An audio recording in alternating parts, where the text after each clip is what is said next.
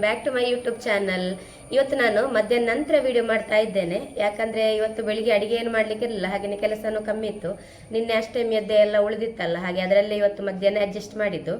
ಹಾಗೆ ಬೆಳಿಗ್ಗೆ ಮತ್ತೆ ರೇಷನ್ಗೆ ಕೂಡ ನಾನು ಹೋಗಿದ್ದೆ, ಅಕ್ಕಿ ಎಲ್ಲ ತರಲಿಕ್ಕೆ ಹೋಗಿದ್ದೆ. ಹಾಗೆ ಬರುವಾಗ ಚಿಕನ್ ಕೂಡ ತಂದಿದ್ದೇನೆ.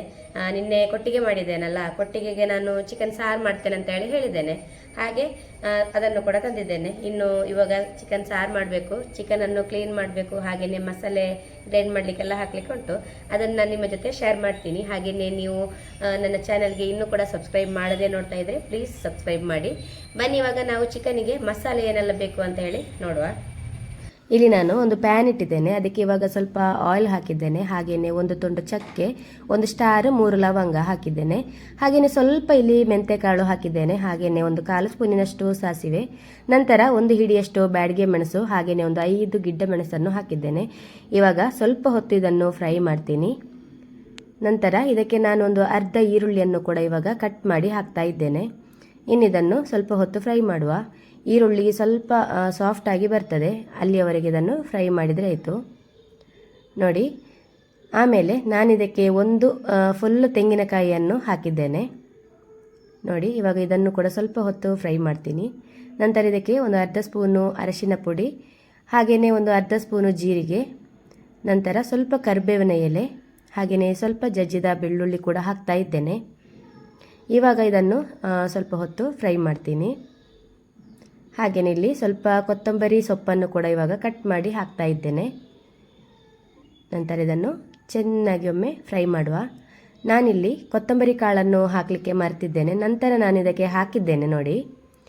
1 ಹಿಡಿಯಷ್ಟು ಕೊತ್ತಂಬರಿ ಕಾಳು ಕೂಡ ಹಾಕಿ ಇದನ್ನು ಒಳ್ಳೆ ರೀತಿಯಲ್ಲಿ ಇದನ್ನು ಪರಿಮಳ ಬರೋವರೆಗೂ ಇದನ್ನು ಫ್ರೈ ಮಾಡಿದರೆ ಸಾಕು ನೋಡಿ. ಇವಾಗ ಇದೆಲ್ಲ ಫ್ರೈ ಆಗಿದೆ. ಇನ್ನು ಇದನ್ನು ತಣ್ಣಗಾಗಲಿಕ್ಕೆ ಇಡಬೇಕು.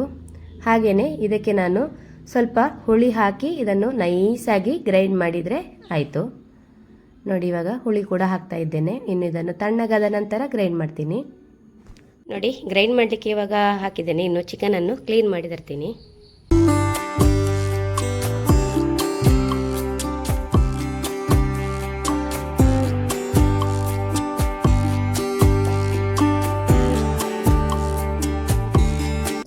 ನೋಡಿ ಇವಾಗ ಚಿಕನ್ ಕ್ಲೀನ್ ಮಾಡಿ ಆಗಿದೆ. ಇಲ್ಲಿ ನಾನು ಟೊಮೆಟೊ, ಈರುಳ್ಳಿ, ಕಾಯಿ ಮೆಣಸು, ಶುಂಠಿ ಎಲ್ಲ ಕಟ್ ಮಾಡಿ ಕೂಡ ಇಟ್ಟಿದ್ದೇನೆ. ಇವಾಗ ಗ್ಯಾಸಿನಲ್ಲಿ ಒಂದು ದೊಡ್ಡ ಅಗಲವಾದ ಪಾತ್ರೆಯನ್ನು ಇಟ್ಟಿದ್ದೇನೆ. ಅದಕ್ಕೆ ಇವಾಗ ಸ್ವಲ್ಪ ಆಯಿಲನ್ನು ಕೂಡ ಹಾಕಿದ್ದೇನೆ. ಹಾಗೆಯೇ ಇಲ್ಲಿ ಒಂದು ದೊಡ್ಡ ಈರುಳ್ಳಿ ನಾನು ಕಟ್ ಮಾಡಿಟ್ಟಿದ್ದೆ, ಅದನ್ನು ಕೂಡ ಇವಾಗ ಹಾಕಿ ಈರುಳ್ಳಿಯನ್ನು ಸ್ವಲ್ಪ ಹೊತ್ತು ಫ್ರೈ ಮಾಡ್ತೀನಿ. ನಂತರ ಟೊಮೆಟೊ, ಶುಂಠಿ, ಕಾಯಿ ಮೆಣಸನ್ನು ಒಟ್ಟಿಗೆ ನಾನಿಲ್ಲಿ ಹಾಕಿ ಫ್ರೈ ಮಾಡ್ತಾ ಇದ್ದೇನೆ ನೋಡಿ. ಇವಾಗ ಸ್ವಲ್ಪ ಹೊತ್ತು ಇದನ್ನು ಫ್ರೈ ಮಾಡಿದ ನಂತರ ನಾನಿಲ್ಲಿ ಕ್ಲೀನ್ ಮಾಡಿಟ್ಟಂತಹ ಚಿಕನನ್ನು ಕೂಡ ಇವಾಗ ಹಾಕ್ತಾ ಇದ್ದೇನೆ. ಹಾಗೆಯೇ ಸ್ವಲ್ಪ ಉಪ್ಪು ಹಾಕ್ತಾ ಇದ್ದೇನೆ. ಇವಾಗ ಚಿಕನನ್ನು ಒಳ್ಳೆ ರೀತಿಯಲ್ಲಿ ಮಿಕ್ಸ್ ಮಾಡಬೇಕು ನೋಡಿ. ಹಾಗೆಯೇ ಇದು ಮಿಕ್ಸ್ ಆದ ನಂತರ ಇದನ್ನು ಮುಚ್ಚಿ ಇಡುವ ನೋಡಿ. ಇಲ್ಲಿ ನಮ್ಮ ಮಸಾಲೆ ಕೂಡ ಇವಾಗ ಗ್ರೈಂಡ್ ಆಗಿದೆ. ಹಾಗೆಯೇ ನೋಡಿ ಇವಾಗ ಚಿಕನ್ ಕೂಡ ಒಳ್ಳೆ ರೀತಿಯಲ್ಲಿ ಒಮ್ಮೆ ಹಬೆ ಬಂದಿದೆ ನೋಡಿ. ಚಿಕನ್ನ ಕಲರ್ ಸ್ವಲ್ಪ ಚೇಂಜ್ ಆಗ್ತದೆ, ಅಲ್ಲಿವರೆಗೆ ಮುಚ್ಚಿಟ್ರೆ ಸಾಕು. ಇವಾಗ ನಾನು ಇಲ್ಲಿ ಮಸಾಲೆ ಕೂಡ ಆ್ಯಡ್ ಮಾಡ್ತಾ ಇದ್ದೇನೆ. ಎಷ್ಟು ನೀರು ಬೇಕು ಅಷ್ಟು ನೀರು ಹಾಕಿದನ್ನು ಎಷ್ಟು ತೆಳು ಬೇಕು ಹಾಗೆ ಮಾಡಿದರೆ ಆಯಿತು ನೋಡಿ. ನೋಡಿ ಇವಾಗ ನಾನು ಇಷ್ಟು ತೆಳು ಮಾಡಿದ್ದೇನೆ.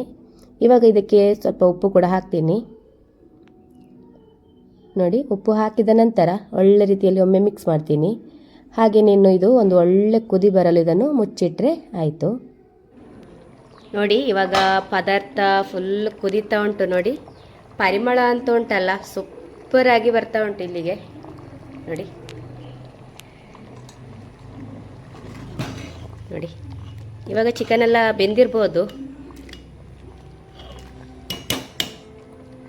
ಇವಾಗ ಗ್ಯಾಸನ್ನು ಆಫ್ ಮಾಡಿ ಇದಕ್ಕೆ ನಾನು ಕೊತ್ತಂಬರಿ ಸೊಪ್ಪು ಹಾಕ್ತಾ ಇದ್ದೇನೆ.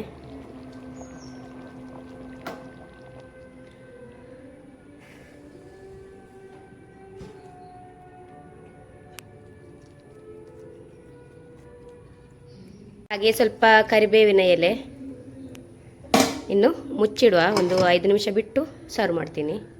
ಇಲ್ಲಿ ನಾನು ಚಹಾ ಕೂಡ ಇಟ್ಟಿದ್ದೇನೆ ನೋಡಿ. ಕೊಟ್ಟಿಗೆ ಇದು ಬಾಳೆ ಎಲೆಯಲ್ಲಿ ಮಾಡಿದ್ದು.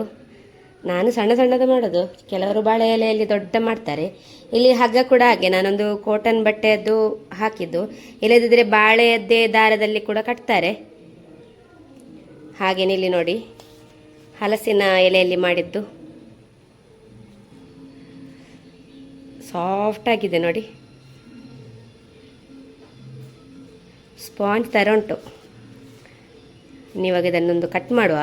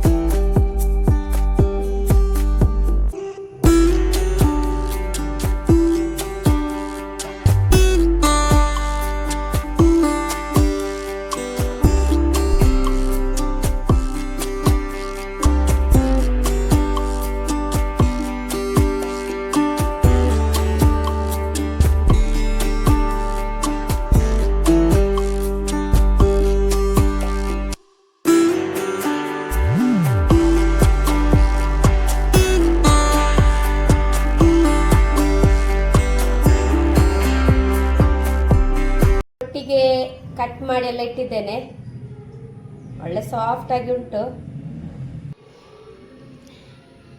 ನೋಡಿ. ಇವಾಗ ಟೇಸ್ಟ್ ಮಾಡಲಿಕ್ಕೆ ನಾನು ಪ್ಲೇಟಿಗೆ ಹಾಕ್ತಾ ಇದ್ದೇನೆ. ಇಲ್ಲಿ ಚಿಕನ್ ಸಾರು ಕೂಡ ರೆಡಿಯಾಗಿದೆ.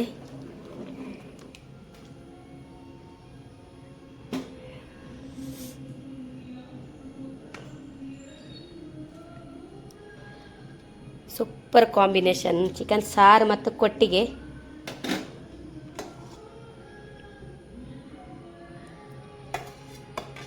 ನೋಡಿ ಚಿಕನ್ ಸಾರು ಹಾಕಿ ಕೊಟ್ಟಿಗೆ ಈಗ ಟೇಸ್ಟ್ ಮಾಡ್ತೀನಿ. ನಂಗಂತೂ ಇಲ್ಲಿ ಬಾಯಲ್ಲಿ ತುಂಬ ನೀರು ಬರ್ತಾ ಉಂಟು, ಅಂದರೆ ಅಷ್ಟು ಪರಿಮಳ ಬರ್ತಾ ಉಂಟು. ಹಾಗೆ ಒಳ್ಳೆ ಕಾಂಬಿನೇಷನ್ ಕೊಟ್ಟಿಗೆಗೆ ಚಿಕನ್ ಸಾರು.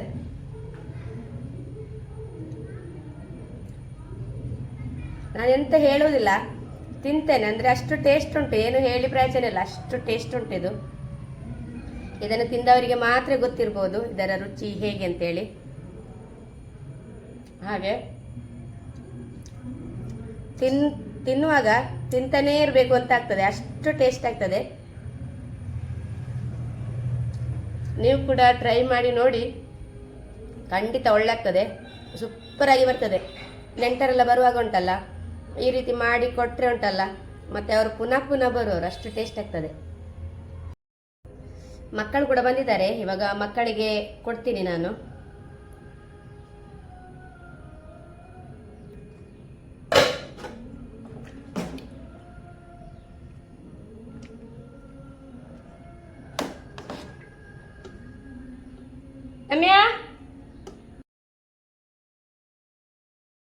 ಇಲ್ಲಿ ಸ್ವಲ್ಪ ಪದಾರ್ಥ ಮತ್ತು 2 ಕೊಟ್ಟಿಗೆಯನ್ನು ಆಚೆ ನಮ್ಮ ಮನೆ ಉಂಟಲ್ಲ ಓನರ್ನವರದ್ದು, ಅವರಿಗೆ ಕೊಟ್ಟು ಬರ್ತೀನಿ ಇವಾಗ. ಹಾಗೆ ಚಾದೊಂದಿಗೆ ನಾನು ಮತ್ತು ನನ್ನ ಮಕ್ಕಳು ಕೊಟ್ಟಿಗೆಯನ್ನಂತೂ ತಿಂದ್ವಿ. ನಿಮ್ಗೆ ಏನಾದರೂ ಈ ವಿಡಿಯೋ ಇಷ್ಟ ಆದರೆ ಲೈಕ್ ಮಾಡಿ. ಎಲ್ಲರಿಗೂ ಥ್ಯಾಂಕ್ ಯು.